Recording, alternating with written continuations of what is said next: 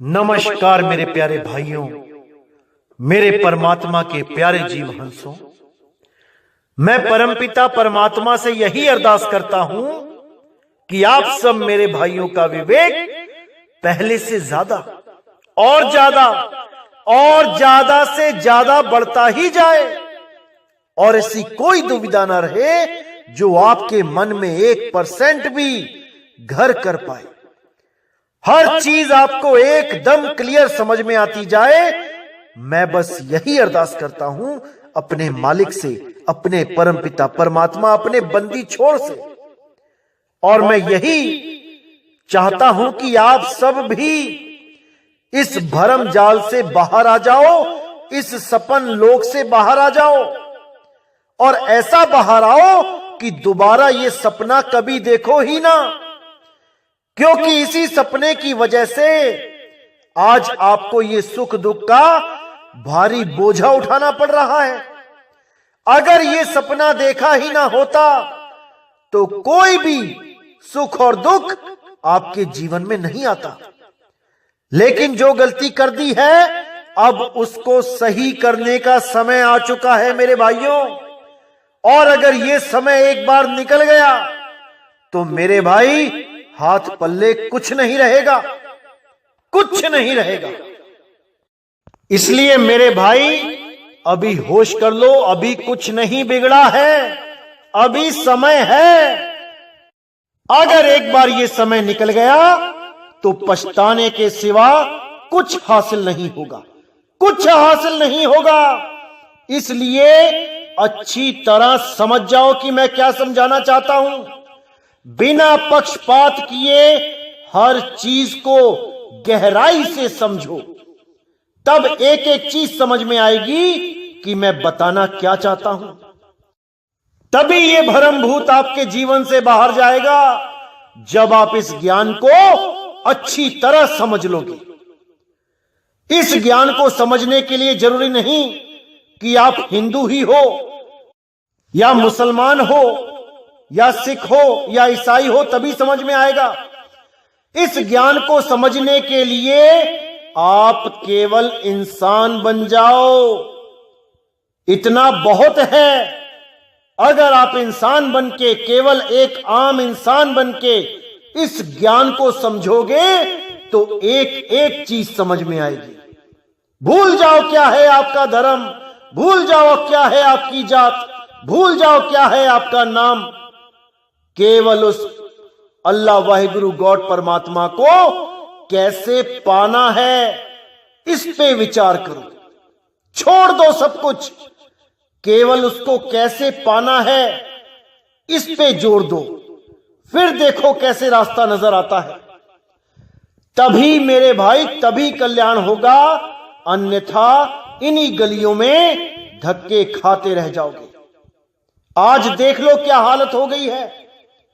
ये जो गुरु बैठे थे, जो कहते थे कोई भी बीमारी हो हमारे पास आओ, हम टीबी ठीक कर देंगे, हम कैंसर ठीक कर देंगे, हम ये ठीक कर देंगे, हम वो ठीक कर देंगे, आज लंबे लंबे पर्चे निकाल के बैठे हैं कि भाई कोई मत आना, कोरोना वायरस जानलेवा है, हमारे पास मत आना। ये एक बार बला टल जाए फिर आ जाना भीड़ लगाने, दान चंदा देने, फिर हम मना नहीं करेंगे। लेकिन अभी मत आना भाई, अभी कोई हमें हाथ मत लगाना, अभी कोई हमारे माथे मत टेकना, क्योंकि इन महाराज जी लोगों को भी मौत का खौफ हो गया है। जो लोग आपको निर्भय करने के दिलासे देते थे आज वही मौत की काली परछाई से डरते छुप रहे हैं।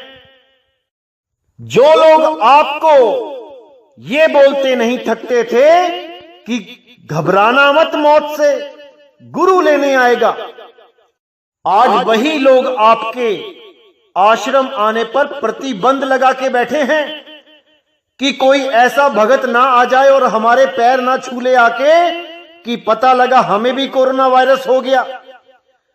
खुद को भरोसा नहीं है कि उनको उनका गुरु लेने आएगा कि नहीं। आपको भरोसा देने में लगे हैं कि आपको आपका गुरु लेने आएगा। मेरे भाइयों, अभी भी इन लोगों को पहचान जाओ। अब भी नहीं पहचानोगे तो कभी नहीं पहचान पाओगे। ये केवल झूठी दिलासा देते हैं, झूठी आशा देते हैं कि गुरु लेने आएगा। ऐसा कुछ नहीं होता भाई।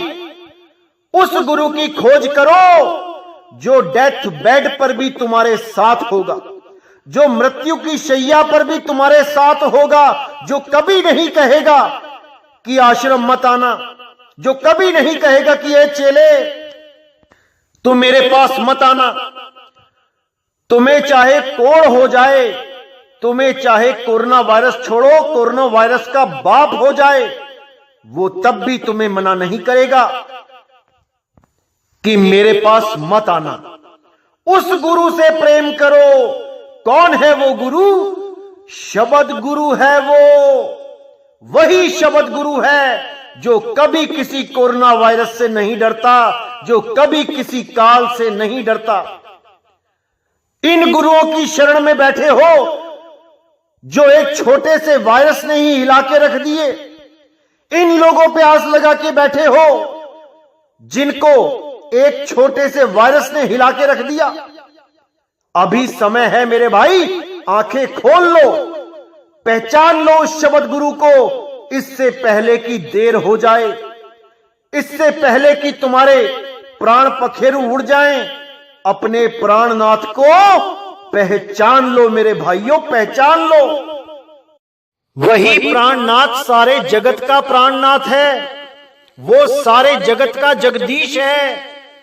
उसी के लिए बोला गया था, जब आएगा बीसम बीसा, ना रहेगा ईसा, ना रहेगा मूसा, राज करेगा जगदीसा।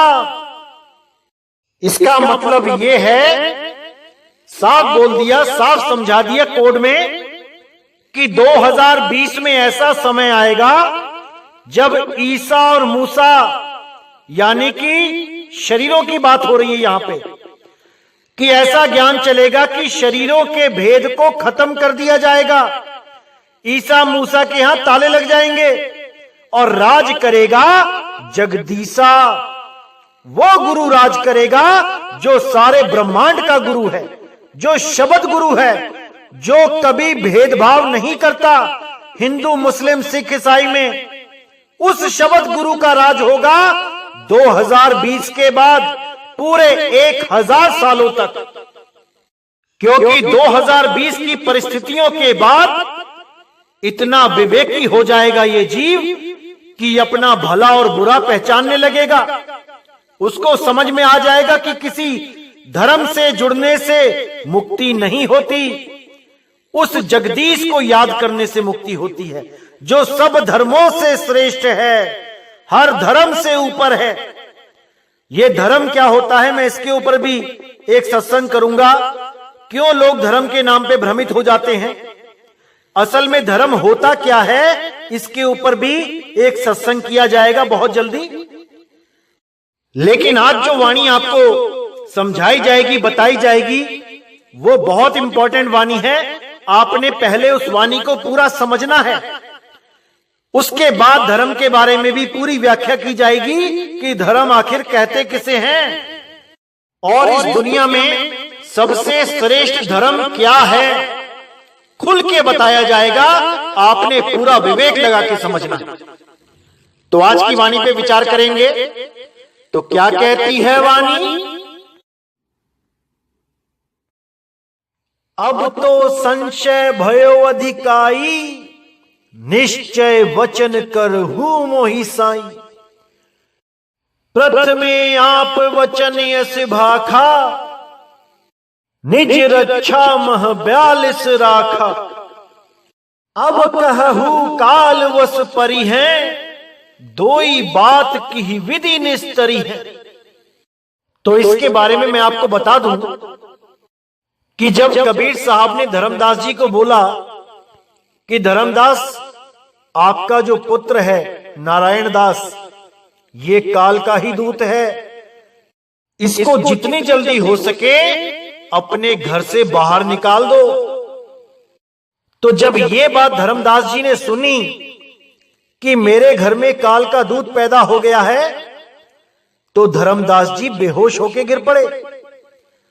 तो जब उन्हें होश आया तो कबीर साहब ने उनको ढांढस बंधाया कि धर्मदास, तुम पुत्र मोह में इतने व्याकुल मत होवो, मैं तुम्हें वंश 42 का आशीर्वाद देता हूं।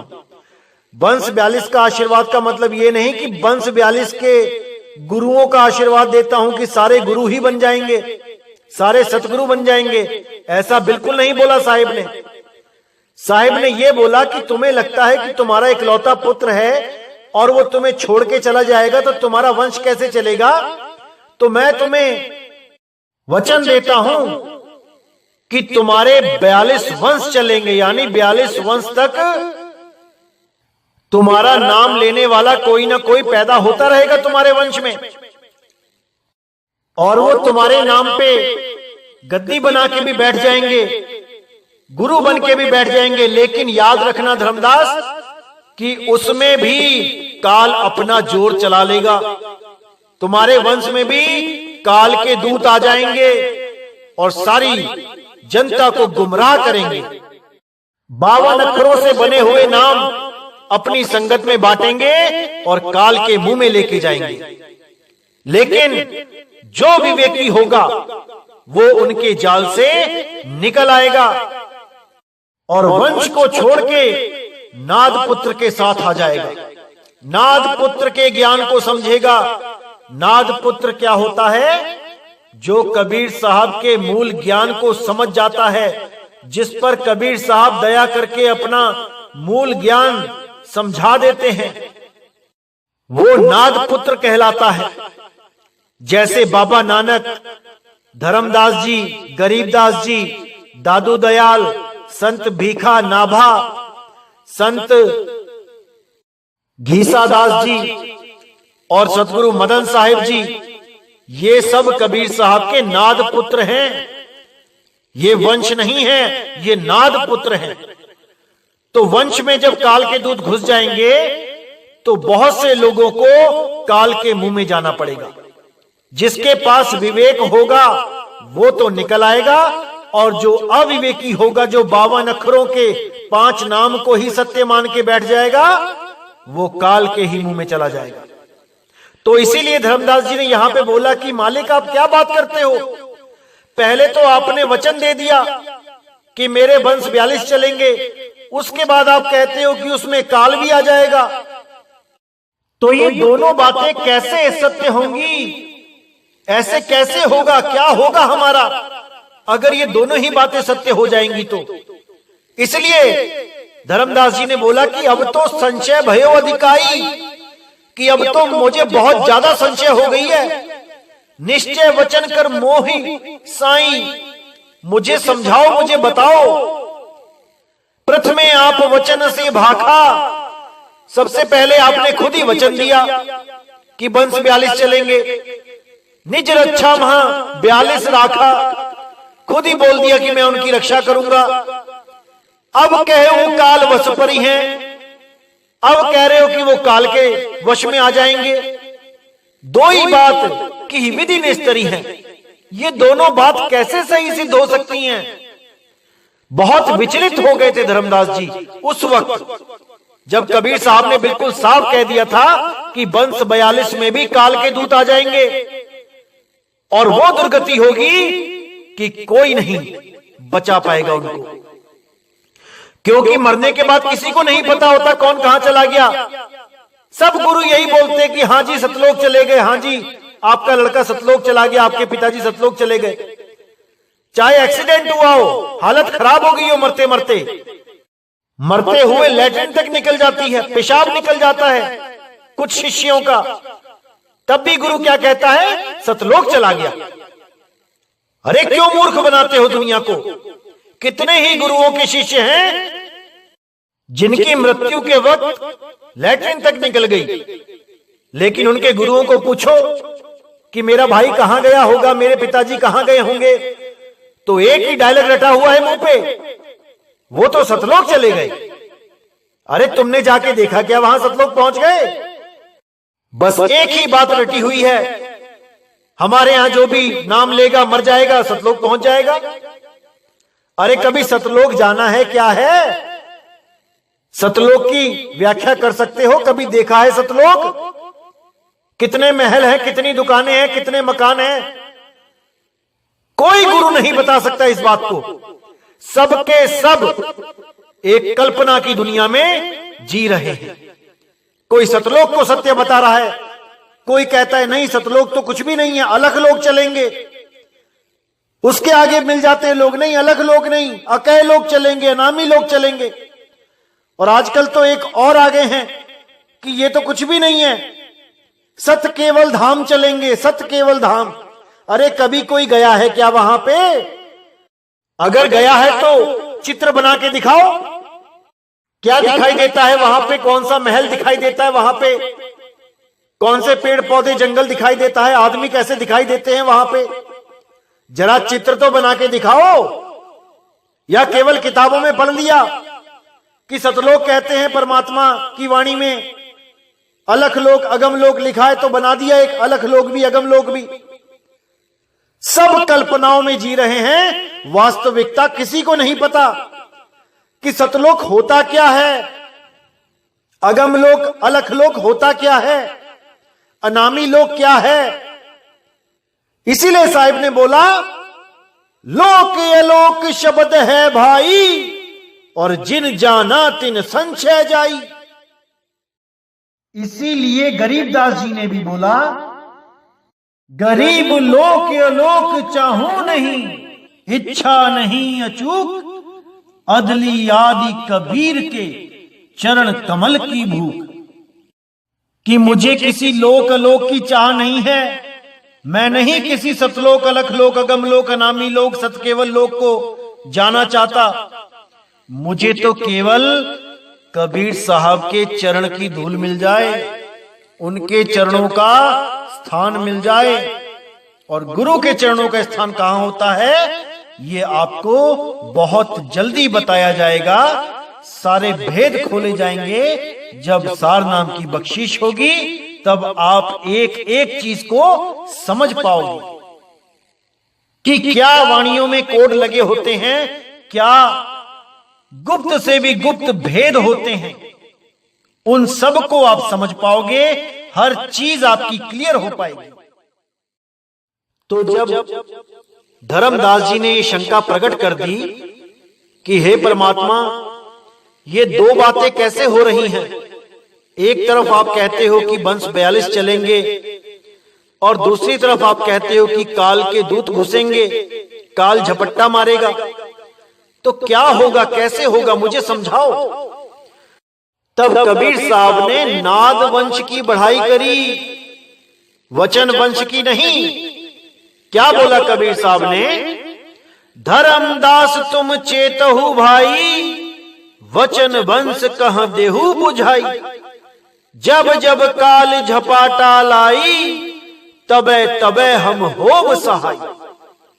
यानी हे धर्मदास, तुम वचन वंश को यानी अपने वंश को समझा देना अच्छी तरह कि काल इस वंश में घुसने की कोशिश करेगा और बहुत बार घुसेगा। और जब जब ये काल झपाटा लाई यानी झपट्टा मारेगा, तुम्हारे वंशजों की बुद्धि को अपने बस में कर लेगा।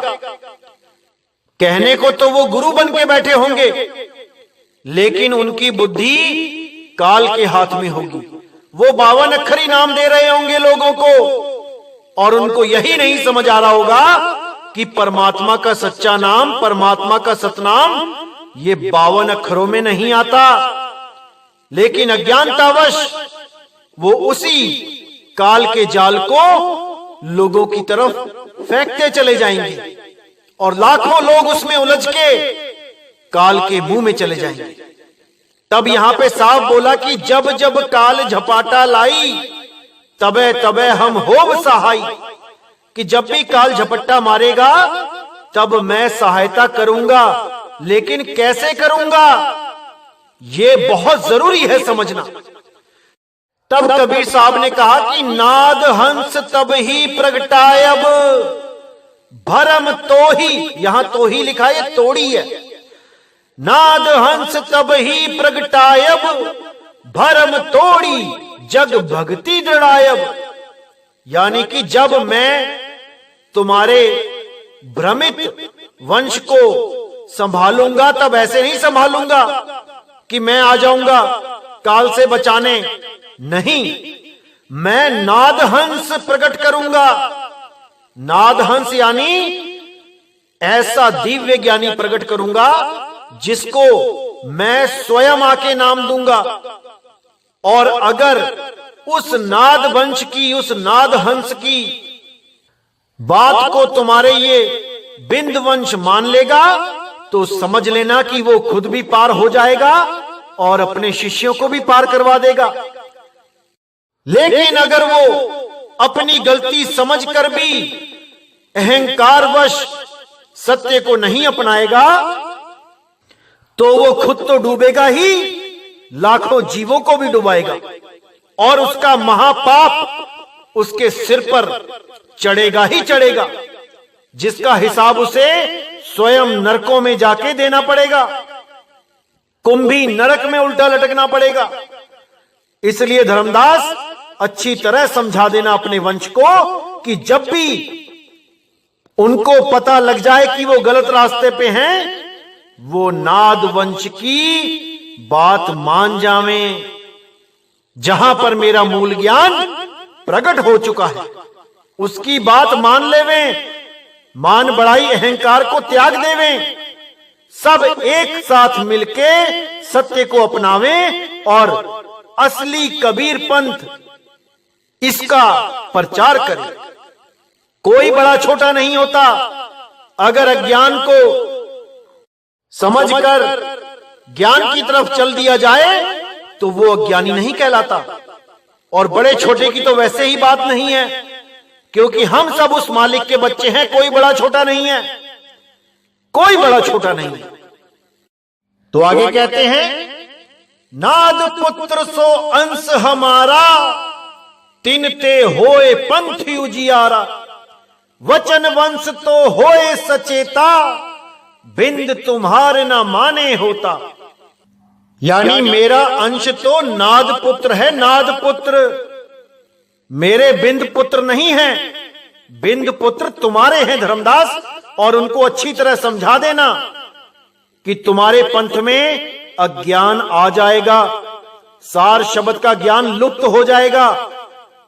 अगर मेरा नाद पुत्र सही समय पर आके चेताएगा तो सचेत हो जाना और अपने अज्ञान को त्याग के उस मूल ज्ञान को अपना लेना।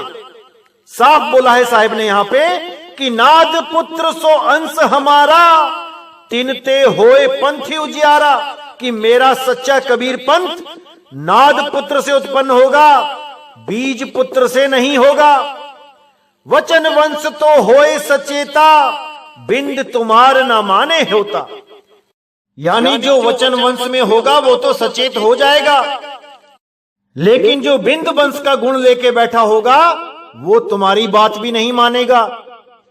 वचन वंश नाद संग चेते, मेटे काल घात सब तेते, बिंद तुम्हार न माने ताही, आया वंश ना शब्द समाही। यानी जो हमारे वचनों पर भी यकीन करता होगा, वचन वंश हमारा होगा, वो नाद के साथ, नाद वंश के साथ चेत जाएगा, वो हमारे नाद पुत्र की बात को समझ लेगा। मेटे काल घात सब तेते, और वो काल के जितने भी घात हैं सबको मेट देगा। बिंद तुम्हार न माने ताही, यानी कि जिसके अंदर बिंद पुत्र के गुण होंगे, यानी पिता से मिलने वाली संपत्ति के लालच में जो बैठा रहेगा, जो गुरु पद पे बैठा रहेगा कि मेरे पिताजी गुरु हैं और मैं भी गुरु बनूंगा, अगर उस लालच में रहेगा तो वो कभी भी नाद पुत्र की बात को नहीं समझ पाएगा। उसके मन में मान बढ़ाई अहंकार रहेगा, वो काल के ही जाल में उलझा रहेगा। इसीलिए साफ बोल दिया, बिंद तुम्हार न माने ताही, आया वंश न शब्द समाही। ना तो वो वंश में आएगा जो असली कबीर साहब का वंश है, ना उसमें आएगा, ना ही शब्द समाही, ना ही वो शब्द में समाएगा। वो ऐसे ही जन्मों जन्म भटकता हुआ 84 में धक्के खाएगा। तो आगे कबीर साहब क्या बताते हैं कि शब्द की चास नाद कहां होई, बिंद तुम्हारो जाए बिगोई। बिंद ते होए ना नादी उजागर, परख के देखू धर्म निनागर। तो शब्द की चास यानी शब्द की पहचान नाद कहां होई, वो नाद पुत्र को ही होगी। बिंद तुम्हारो जाए बिगोई, तुम्हारे बिंद वंश को उसका ज्ञान ही नहीं होगा। बिगोई यानी नाश होगा उसका। बिना शब्द की पहचान के वो नकली नाम जपते हुए खुद भी मरेंगे और अपनी संगत को भी गुमराह करके काल के मुंह में लेके जाएंगे। बिंद ते होए ना नादि उजागर, परख के देख धर्मनी नागर। यानी बिंद वंश में नाद वंश का उजागर नहीं होगा। नाद वंश तो बाहर से होका देगा, बाहर से समझाएगा। वो वंश 42 के अंदर नहीं आएगा, वो बाहर से जीवों को चेताएगा। यानी वो किसी और पंथ से होगा, जहां पर कबीर साहब ने ही उस अखंड नाद का भेद बता रखा होगा। तो साफ बोल दिया, बिंद ते होए ना नादि उजागर, परख के देख धर्मनी नागर। इसको परख के देख लेना धर्मदास, इसको परख के देख लेना तुम, क्योंकि तुम्हारा वंश केवल मान बढ़ाई में ही, दौलत को इकट्ठा करने में ही अपना समय गवा देगा। वो समझ ही नहीं पाएगा कि वो अखंड नाद, अखंड शब्द क्या है, किसे कहते हैं। तो आगे कहते हैं, चारहु युग देख संवादा, पंथ उजागर कीनो नादा। कहां निर्गुण कहां सरगुण भाई, नाद बिना नहीं चल पंथाई। यानी चारों युगों में देख लो, नाद पुत्र से ही वंश चला है। बिंद वंश को प्राथमिकता नहीं दी गई है। जहां पे भी शब्द का उजागर हुआ है, पंथ का उजागर हुआ है, वो नाद पुत्र ने ही किया है। कहां निर्गुण कहां सरगुण भाई, नाद बिना नहीं पंथ चलाई। कि चाहे वो निर्गुण का ज्ञान बोले, चाहे सरगुण का बोले, लेकिन नाद के बिना पंथ नहीं चलेगा। नाद के बिना उसका भेद नहीं मिलेगा। धर्मनि नाद पुत्र तुम मोरा, ताते दीन मुक्ति का डोरा। यही विधि हम 42 तारे, जबे गिरे वह तबे उबारे। तो यहां पे साफ बता दिया कि धर्मदास तुम भी मेरे नाद पुत्र हो, क्योंकि मैंने तुम्हें शब्द के द्वारा अपना पुत्र बनाया है। धर्मनि नाद पुत्र तुम मोरा, ताते दीन मुक्ति का डोरा। इसीलिए मैंने तुम्हें मुक्ति का डोरा यानी वो सार शब्द की अखंड नाद का भेद बता दिया है। और तुम जिसको भी वो भेद बताओगे, वो उसी डोर पर चढ़ के मुझ तक पहुंच जाएगा, वो अपने सत्य नाम तक पहुंच जाएगा। यही विधि हम 42 तारे, जबे गिरे वह तबे उबारे। इसी प्रकार मैं इन 42 को तारूंगा, लेकिन अगर ये मेरे मूल ज्ञान को समझेंगे तो, और कैसे समझेंगे, जब ये नाद पुत्र की शरण में आएंगे। अगर नाद पुत्र की बात को ये नहीं समझ पाएंगे तो ये काल के ही मुंह में जाएंगे। साफ बोला, जबे गिरे वह तबे उबारे। यानी कि पूरा इशारा कर दिया है कि वो गिरेंगे। उनको सतगुरु मत समझ लेना, क्योंकि सतगुरु कभी गिरता नहीं है। लेकिन 42 वंश में साफ बोल दिया कि जबे गिरे, यानी जब भी वो अपने पथ से गिरेंगे तब उनको उठाने के लिए, सही मार्ग दिखाने के लिए मैं अपना नाद पुत्र भेजूंगा। अगर वो उस नाद पुत्र की बात को समझ लेंगे और उठने के लिए तैयार हो जाएंगे, तब तो समझ लो कि मैं उन्हें उठा लूंगा, उनको उबार लूंगा। अगर वो अपनी मान बढ़ाई में फंसे रहेंगे तो उनको काल जाल में जाने से कोई नहीं रोक पाएगा। नाद वचन जो बिंद ना माने, देखत जीव काल घर ताने। और वंश जो नाद संभारे, आप तरे ओ जीव ही तारे। कहां नाद कहां बिंद रे भाई, नाम भक्ति बिन लोक ना जाई।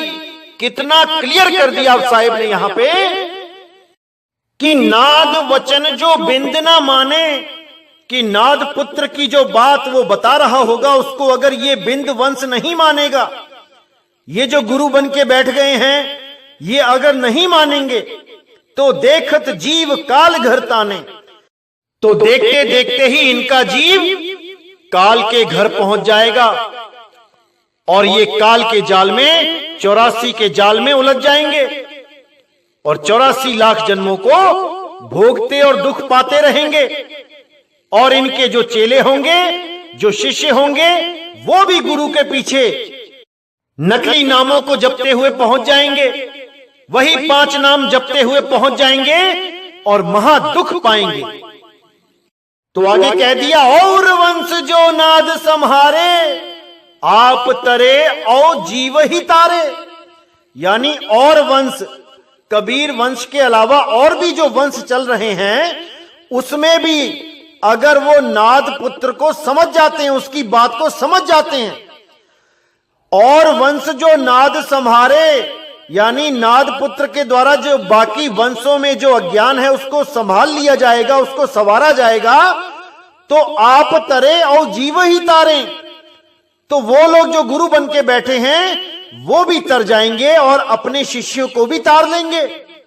लेकिन अगर वो नाद पुत्र की बात नहीं समझेंगे, मान बड़ाई अहंकार में फंसे रहेंगे, तो गुरु क्या और चेला क्या, दोनों को ही 84 में जाना पड़ेगा, दोनों को ही गर्भ जून में जाना पड़ेगा। इसीलिए साहिब ने बोला, का से कहूं सब जगी अंधा, खेवन हार के गले में फंदा।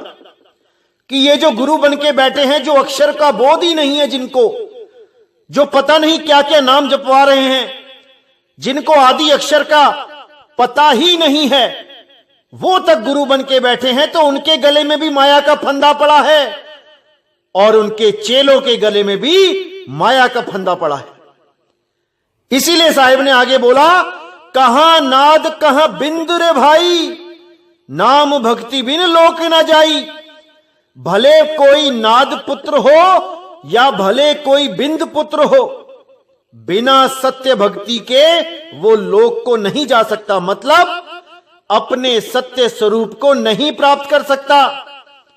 ये इसलिए बोल दिया क्योंकि मदन साहिब का पंथ भी नाद पंथ है और उस पंथ में भी बहुत से महात्मा हैं, लेकिन अगर उनसे आप ज्ञान चर्चा करोगे, उनसे कुछ पूछोगे, तो हर महात्मा अलग अलग बात करता है। आप खुद नहीं समझ पाओगे कौन सत्य बोल रहा है, कौन असत्य बोल रहा है। इसलिए साहिब ने बिल्कुल क्लियर कर दिया कि केवल पंथ में होने से मुक्ति नहीं मिलेगी, कि आप मदन पंथ में आ गए तो मुक्ति मिल जाएगी, ऐसा नहीं है भाई। साहब बोला, कहां नाद कहां बिंद रे भाई, नाम भक्ति बिन लोक ना जाई। भले कोई मदन पंथ में ही क्यों ना हो, भले ही कोई नानक साहिब के पंथ में क्यों ना हो, भले ही कोई रविदास जी के पंथ में क्यों ना हो, अगर सत्य भक्ति नहीं है, वो सच्चे नाम की भक्ति नहीं है, तो मुक्ति नहीं मिलेगी। अच्छी तरह समझ जाओ मेरे भाइयों, इसको अच्छी तरह समझ जाओ। तो मेरे भाइयों, इस वाणी से पूरा सिद्ध हो जाता है कि धर्मदास जी के पंथ में जितने भी वंश में जितने भी गुरु आ रहे हैं, उन पर काल झपट्टा मारेगा और उनको गिरा लेगा। लेकिन उनको काल जाल से छुड़ाने के लिए नाद पुत्र भी समय समय पे भेजा जाएगा। अब ये उनके विवेक के ऊपर डिपेंड करता है कि वो नाद पुत्र को पहचानेंगे या नहीं, क्योंकि साफ बता दिया गया कि काल का जोर चलेगा और इस पंथ पर भी काल का पूरा प्रहार होगा। लेकिन ये बात आपको कोई भी धर्मदास जी का वंशज नहीं बताएगा, क्योंकि वो एक का भी नाम नहीं गिना पाएंगे जिसपे काल का जोर चला है, क्योंकि वो तो अटल बना के बैठे हैं अपने वंश को। अपने वंश को अटल बना के कबीर साहब की इस वाणी को मिथ्या साबित कर देंगे कि ऐसा कोई गुरु नहीं हुआ वंश में जिस पर काल का जोर चला हो, क्योंकि वो तो सभी सतगुरु थे। तो कबीर साहब यहां किसके लिए बोल रहे हैं भाई? ये आपने विचार करना है मेरे भाइयों। आपने, कोई गुरु नहीं कहेगा कि हम अधूरे हैं। ये आपने देखना है कि कबीर साहब की वाणी क्या कहती थी और हमें क्या बताया जा रहा था आज तक। अगर आप इन लोगों से पूछोगे कि काल ने किस पे झपट्टा मारा, तो बड़े शातिराना तरीके से ये बोल देंगे, जो लोग इनके पंथ में से अलग हुए हैं उनका नाम गिना देंगे कि देखो हमारे वंश में से ये अलग हो गया, वो अलग हो गया, ये काल के दूत थे। बस ऐसे ही लोगों को भरमा देंगे और बावन के जाल में उलझा के उनका जन्म बर्बाद कर देंगे। अरे इन लोगों को तो यही नहीं पता कि 52 से न्यारा नाम होता क्या है। कबीर साहब ने 1000 जगह बोला, लेकिन ये अधूरे गुरु उनकी वाणी को समझ ही ना पाए और अपने मनमुखी नाम देते हुए लाखों लोगों का जीवन बर्बाद करते चले गए। लेकिन मेरे भाइयों, अब अपना जीवन बर्बाद नहीं करना है, पूरा विवेक लगा देना है, पूरी बुद्धि लगानी है कि क्या बताया जा रहा है। एक एक चीज को अच्छी तरह समझना है। यह जीव आपका है मेरे भाइयों, कल्याण आपने ही करना है। अगर आपने पक्षपात किया तो यह आपके अपने जीव के साथ पक्षपात होगा, किसी और के साथ नहीं। इसलिए मेरे भाइयों, एक एक शब्द को अच्छी तरह समझना है कि कबीर साहब ने कितना अनमोल ज्ञान हमें दिया और ये लोग हमें कैसे भरमाते रहे। इसीलिए मैं बार बार कहता हूं मेरे भाइयों, विवेक को जगा लो। एक बार विवेक जग गया तो आपको कोई भ्रमित नहीं कर पाएगा। इस दुनिया की कोई ताकत नहीं जो आपको दोबारा गर्भ जून में लेके आ जाए। अगर आपने अपना विवेक जगा लिया तो मेरे भाइयों, एक चीज और क्लियर कर देता हूं मैं आपको, क्योंकि बहुत से भाई मुझे पूछते रहते हैं, बार बार पूछते हैं कि हमें एक बात बताओ कि कबीर साहब ने 42 गुरुओं के नाम पहले से ही लिखे हुए हैं, पहले ही बता दिया था कि कौन कौन से गुरु आएंगे, तो ऐसा कैसे संभव हो सकता है? क्योंकि बीच में एक पीढ़ी ऐसी थी जहां पे पुत्र ही नहीं हुआ था, इसलिए किसी और को उस गद्दी पे बैठा दिया गया था। तो अगर कबीर साहब ने ऐसा कुछ परमानेंट अटल कोई आशीर्वाद दिया होता तो ऐसा बीच में टूट कैसे गया ये क्रम, कई लोग पूछते हैं। तो मेरे भाई, मैं आपको बताना चाहूंगा कि इसमें कोई बड़ी बात नहीं कि 42 नाम पहले से लिखे हुए हैं। अरे आप लिख लो, आप पहले से ही लिख लो अपने वंश में होने वाले बच्चों के नाम। आप 50 नाम लिख लो लड़कों के।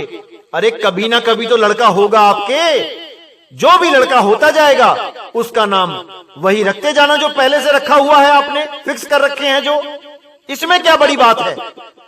कुछ लोग तो इसी में महानता समझने लग जाते हैं कि पहले से 42 नाम लिखे हुए हैं। अरे भैया, तुम रख लो, तुम्हारे यहां भी तो लड़के हो रहे हैं, तुम भी तो आज इस दुनिया में आए हो तो अपने पिताजी से दादाजी से होके ही आए हो।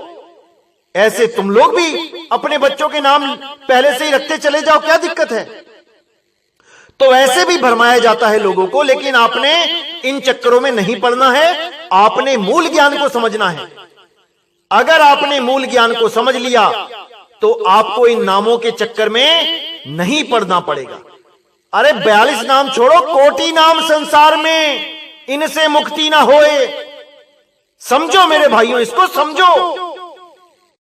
क्योंकि अभी नहीं समझा तो कभी नहीं समझ पाओगे।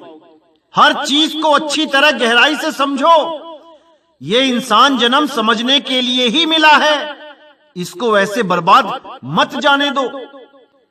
तो मेरे भाइयों, मैं पूरी उम्मीद करता हूं कि आपको हर चीज क्लियर हो रही है और हजारों लोगों के फोन आते हैं। बहुत खुशी होती है जब वो ये बताते हैं कि कैसे उनका विवेक जाग रहा है, हर चीज समझ में आ रही है। पहले वो किन पंथों में उलझे हुए थे और अब हर चीज को समझ के आगे बढ़ रहे हैं। बहुत खुशी होती है मेरे भाइयों, क्योंकि हमारा आगे बढ़ना ही काम है, रुकना काम नहीं है। आगे चलना हमारा काम है। जब तक हमें सत्य ना मिल जाए, आगे बढ़ते रहो। इसीलिए साहिब ने कहा, जब लग मिले नहीं शब्द वो सांचा, तब लग गुरु करो 10 पांचा। गुरु बदलने में कोई दिक्कत नहीं होती। कोई भ्रम में ना रहे कि मुझे पाप लग जाएगा, मैं नरकों में चला जाऊंगा, ऐसा नहीं होता। बस ये पक्का पता होना चाहिए कि जिस गुरु की शरण में मैं जा रहा हूं, उसका ज्ञान मेरे पिछले गुरु से ऊपर का ज्ञान है। अगर ये चीज आपने दृढ़ निश्चय के साथ समझ ली, फिर आपको कोई भ्रमित नहीं कर पाएगा। फिर आप आगे बढ़ते ही जाओगे और एक दिन उस सत्य नाम को प्राप्त कर लोगे, 100% कर लोगे मेरे भाइयों। तो मेरे प्यारे भाइयों, यहीं पे मैं सत्संग समाप्त करता हूं। अब मुझे विदा दीजिए। जय गुरु बंदी छोड़ वैराग साहिब, जय गुरु बंदी छोड़ साधु शरण साहिब, जय गुरु बंदी छोड़ बाबा नानक साहिब, बाबा रविदास जी महाराज, बाबा धर्मदास जी महाराज, मेरे सभी संत। जय जय सतगुरु बंदी छोड़ सतगुरु सत्य कबीर साहिब की सदा ही जय हो, सदा ही जय हो। मेरे मालिक की साहिब बंदगी सतनाम।